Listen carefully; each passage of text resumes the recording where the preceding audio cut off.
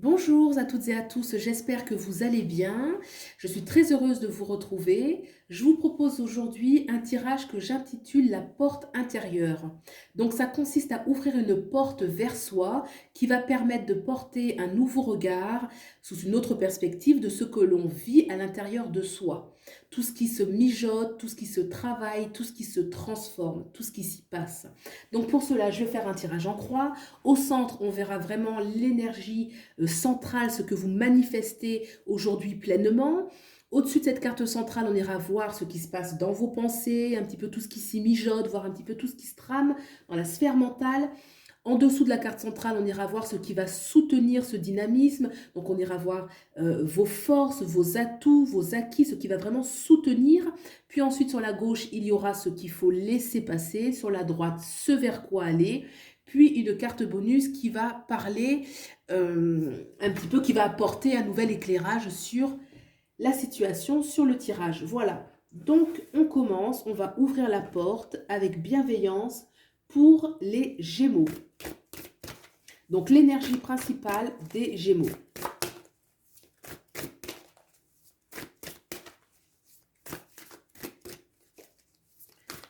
L'énergie principale des Gémeaux. Et on a l'impératrice. Alors, l'impératrice est une carte majeure qui nous parle. Elle nous parle de connaissance, l'impératrice, bien sûr. Elle nous parle d'abondance de connaissances. Elle nous parle d'abondance. C'est une impératrice qui parle aussi d'un grand projet. Elle est enceinte, elle porte quelque chose en elle. Il y a un projet. Est-ce que c'est un enfant qu'elle porte? Est-ce que c'est la vie qu'elle porte? La vie d'un enfant, la vie d'un projet, la vie, la connaissance. Il y a une notion vraiment, ça c'est vraiment l'énergie centrale, la connaissance, l'abondance, regorgée d'abondance, de connaissances, de tout azimut, j'ai envie de dire.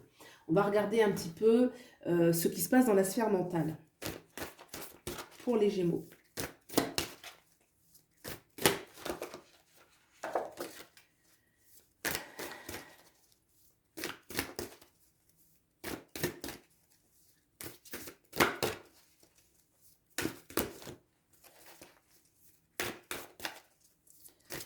Alors, les Gémeaux, la sphère mentale, s'il vous plaît. Le 6 d'épée. Alors, le Gémeaux, là, je pense qu'il veut, c'est au niveau mental, il veut partir. Il veut partir, il veut quitter l'ancien et aller vers l'avenir. Clairement, le 6 d'épée, là, on voit qu'il est accompagné. Est-ce qu'on est réunifié à l'intérieur de soi, son yin ou son yang? Est-ce qu'on veut aller vers un renouveau avec quelqu'un? On quitte une berge pour aller vers une autre. Donc il y a vraiment la notion de quitter quand même quelque chose que l'on vit, ça peut être une situation, ça peut être un lieu, pour aller vers quelque part d'autre. On va regarder ce qui va venir soutenir. Il y a la notion de nouveau départ pour le 6 d'épée. Alors, qu'est-ce qui vient soutenir? Non, j'en ai trop, je ne peux pas tout prendre. Allez, ce qui vient soutenir les Gémeaux.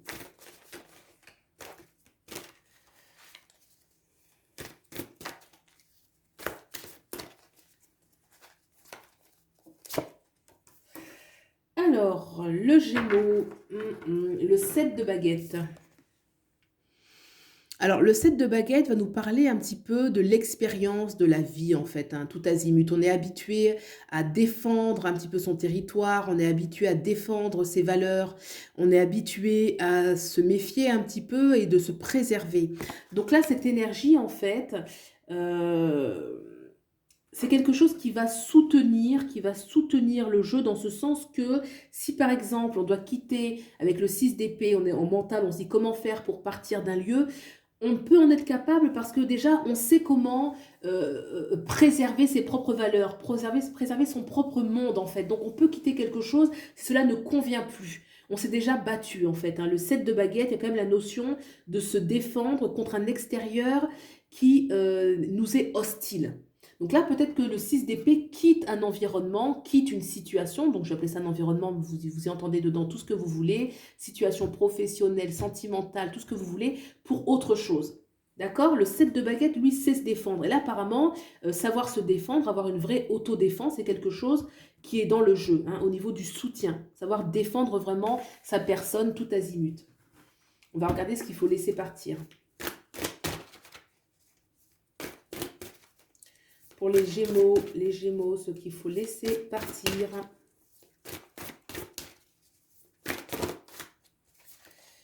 Ce qu'il faut laisser partir. Le 2 d'épée, d'accord.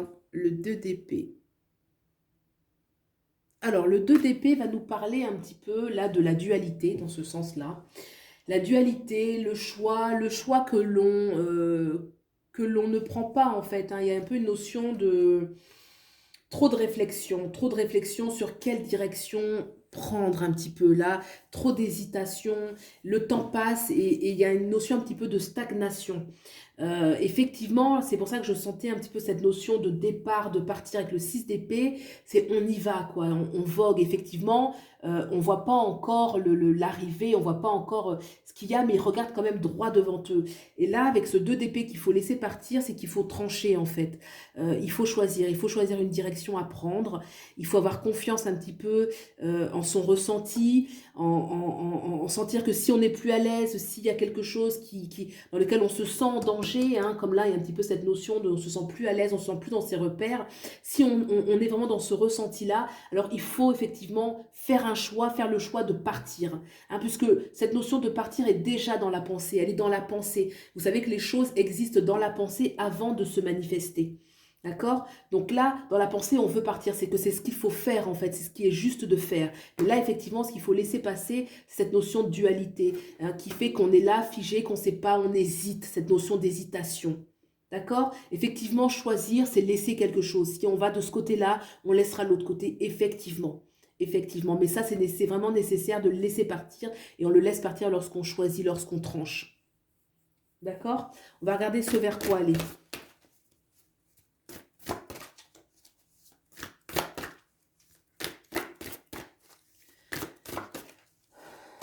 Vers quoi aller, s'il vous plaît, pour les Gémeaux.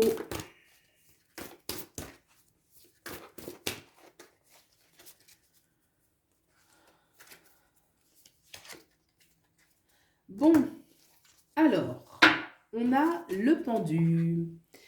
C'est une carte majeure super importante. Alors, ce vers quoi aller, le pendu parle... il y a l'énergie un petit peu de...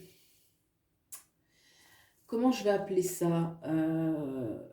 Vous savez, la notion d'investissement qui peut par moment être vécue, perçue comme un sacrifice.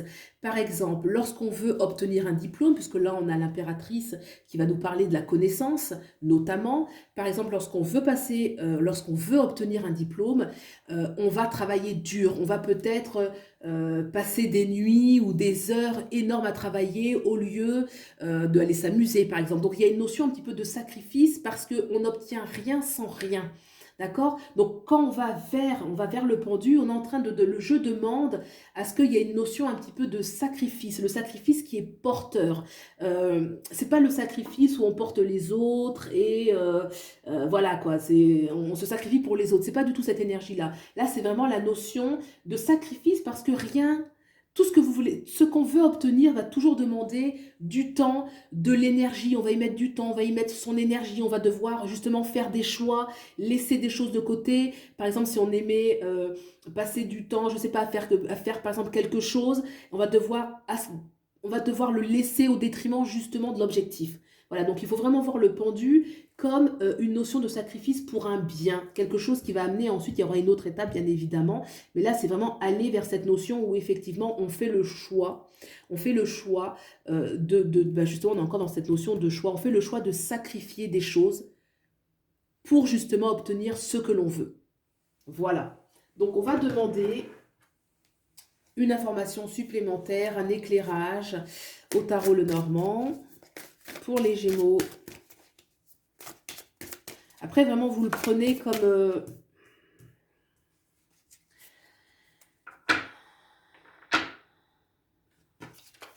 le roi de bâton. Alors, le roi de bâton, il y a vraiment une notion reprendre son pouvoir. Le roi de bâton, c'est un petit peu l'énergie, c'est un petit peu l'énergie de l'empereur, là, dans les mineurs. C'est-à-dire que vraiment, on reprend son pouvoir dans la vie, on reprend ses choix, on redevient un petit peu son propre leader. On retrouve un petit peu son indépendance avec le 6 d'épée qui part. Là, on quitte quelque chose pour son indépendance, hein.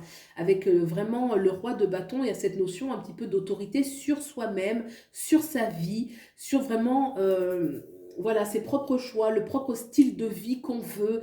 Le roi de bâton peut être un indépendant, peut être à son compte, peut mener la vie qu'il veut, qui peut vivre là où il souhaite vivre, que s'il veut vivre dans tel pays, il peut vivre dans tel pays. Il y a vraiment une notion quand même de reprendre son pouvoir et de détenir un petit peu sa baguette magique. Voilà, voilà pour les Gémeaux. Cela va passer forcément, hein, retrouver son pouvoir va passer effectivement par le pendu, hein, ce vers quoi il faut aller en fait, hein. Le pendu, hein, c'est une étape en fait justement qui va amener à ce roi de bâton, ce roi de baguette, là très très positif, très posé, dans son assise, dans sa propre autorité. Effectivement, il y a des choses qu'il va falloir sacrifier, du temps à sacrifier, de l'énergie, mais c'est un investissement en fait, hein. Le pendu, il faut l'entendre par l'investissement. Voilà pour les Gémeaux. Écoutez, si ça vous a plu, vous pouvez liker, vous pouvez vous abonner, commenter, partager. Ça fait très plaisir. Je vous remercie et je vous dis à bientôt. Au revoir.